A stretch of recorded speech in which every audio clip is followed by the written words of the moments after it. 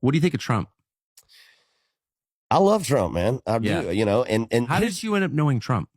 So we ended up getting invited to New Year's at Mar-a-Lago one year. And I think it was, we had kind of started to become vocal about it. And honestly, when he ran in 2016, I mean, I was not political at all. Didn't really get into it, didn't really understand it a whole lot, didn't pay much attention to it. And, but I did think it was cool that here's this guy that is really not a politician.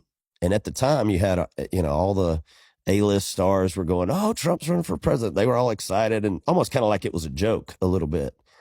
And then he won. And I don't think anybody thought he would win. And for the next 8 years, it's been nothing but trying to just like slander this guy, get him out, and just all the stuff you watch him deal with in the media. And to me, it was just, I don't know, we just kind of started speaking out about that stuff and how we felt about it. And we got invited to Mar-a-Lago for New Year's. Had you met him before? I'd never met him, never talked to him, never met him.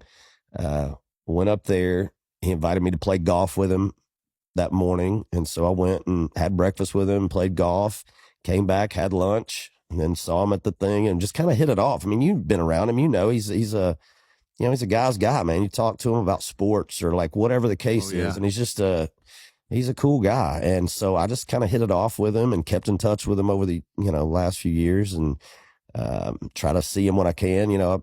Down in Florida, we live down there part of the time, which is only, I don't know, probably 45 minutes from Mar-a-Lago over there. So, it kind of started like that. It was like we had no intentions of getting political or any of those things. It just kind of happened. And then, with all the elections. So like I said, the last 8 years, just watching what happened and going through 2020, the election stuff and the BLM stuff and the COVID vaccine and all those things. It's just like, man, you're just watching all this stuff go down. Like, what is going on right now? It's crazy. And so I think obviously having little kids made us get a little more involved and started paying attention to what was happening. And it's like, man, I just, my thing is I don't vote for, and this is true, I don't vote for the person, like as much as people may say that's a lie or whatever.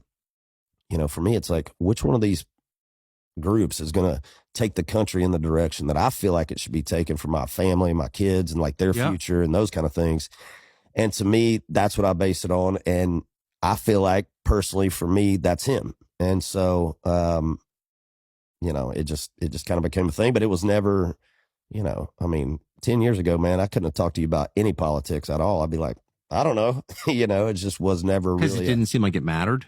Well, it just felt like, the country was doing what it does. I mean, it kind of go through its periods of whatever, but it was never crazy. It was still, economy will go up and down and those kind of things, but it wasn't just like a complete shit show. You know what I'm saying? And then all of a sudden when that happened, it was like, wow, we got little kids. And I'm like, man, I got to send my kid to school. And, it's like, we're talking about like the transgender stuff. And it's like, what do I do if he comes home? It's like, man, there's a girl in my class that's a boy it's like, that's hard to explain to a 5 or 6 year old. And people out there can say it doesn't happen. That's a lie. It's happening in elementary schools. I know for a fact, because it's happened around places where we live.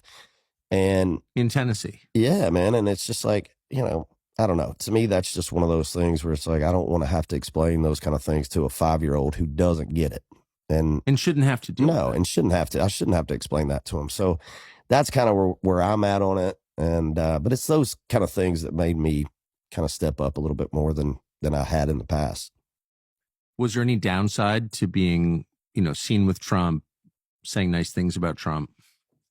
Again, you're always going to have people that, there's somebody's going to bitch about something. Yeah. I mean, that's just the way it is.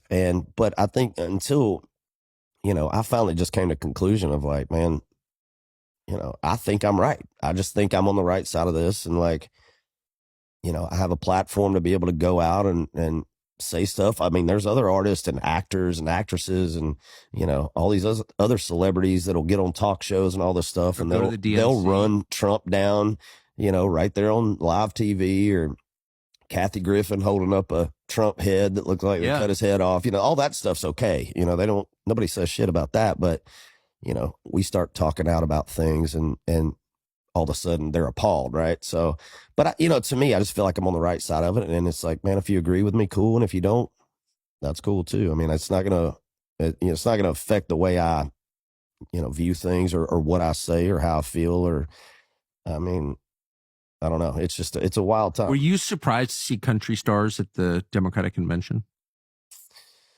No, I mean, I don't think so. I didn't watch it really, so I don't really know who was there, but I'm not surprised. I mean, there's definitely that group that is more aligns that way, and more power to them. Like if you want to do that and you think that's a good look for you and that's what you support, by all means, go do it. I mean, it's like anything. It's like with me doing it. It's like, get ready for the consequences, whatever that is, good or bad. Just know that, there may be some, and if you're good with that, then go do what you want to do. Yeah. Live out your conscience. I agree with that completely.